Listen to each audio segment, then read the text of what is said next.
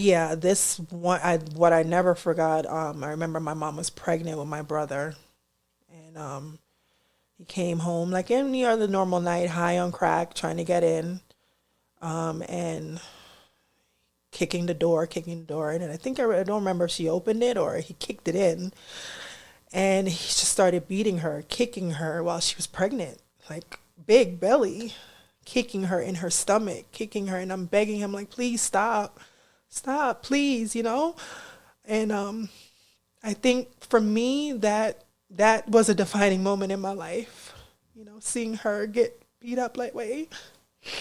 How old were you? Like maybe 11, 10, 11, maybe 12. I don't think I wasn't a teen yet. I'm So, sorry.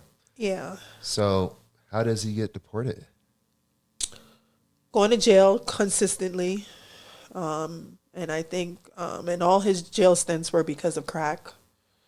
And I think eventually, I don't know what was his situation with his papers, but eventually that's what happened. He ended up getting deported. And I think that was the way out for my mom. I remember her taking him to Jamaica, making sure he got settled. But yeah, I think that was her way out. What happens after that?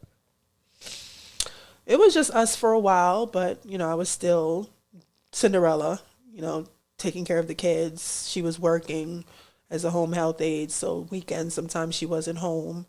My sister's grandma, which was her ex-husband, the one that was on crack, used to come and watch us, or we would be home by ourselves, with orders not to open the door when anyone come, tell them I'm asleep, type of thing. And yeah, so eventually she ended up meeting the man that she's with now, that have kids with the other kids, and he wasn't abusive to her from growing up seeing her husband, but he was not very nice either.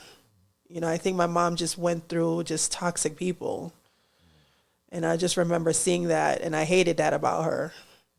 Like, why can't you see these things? Yeah, like such bad abusive People and men. Yeah. And I remember telling her about him, like, when we go out, like, he talks to other women, like, I remember telling her that, because as a kid I was very blunt.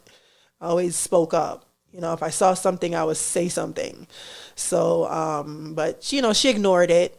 He was very deceptive, very was a liar, a cheater. And I just remember days when she used to leave us in the house with him. He used to pick on my little brother, lock him in the closet, and knowing that he was scared of the dark, and he would be screaming, and I'd be like, let him out, like, let him out. Why are you doing What that a to jerk. him? Yeah, like I remember things like that. He was like that. He wasn't physically in front of us to me that I can remember abusive to her, but he was that way. Sounds like a prick. Yeah, To be but honest. just very, yeah. He ended up being on drugs at some point down the road too, and Oh man. and she went through years with him of being homeless. At that time, I mean, skip, not going ahead. I mean, I wasn't living with them at some point, but from 9 to 15, so I'll say from 13 to 15, he was a part of our lives.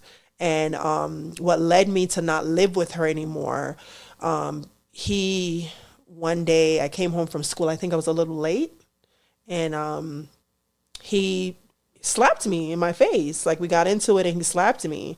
And from a young age, I was always like, don't, no, you're not going to put your hands on me, especially me knowing the way you are. You're not a great person. You're not my dad, and I remember us getting into a fight. And what shaped me and my mom's relationship till this day, I felt like she chose him over me.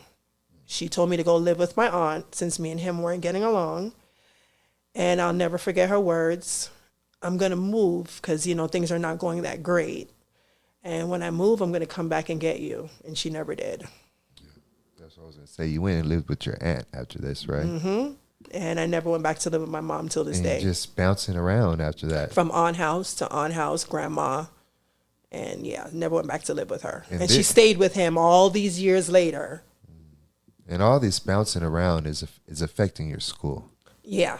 Yeah, I tell mean, me I about made it all the way till 12th grade. I went to Erasmus High School in Flatbush in Brooklyn, New York. and I made it. And even okay, during the times when we were living together when I was with my mom, and I just had made ninth grade in high school, because they go ninth, 10th. Here they say, I guess, sophomore, senior.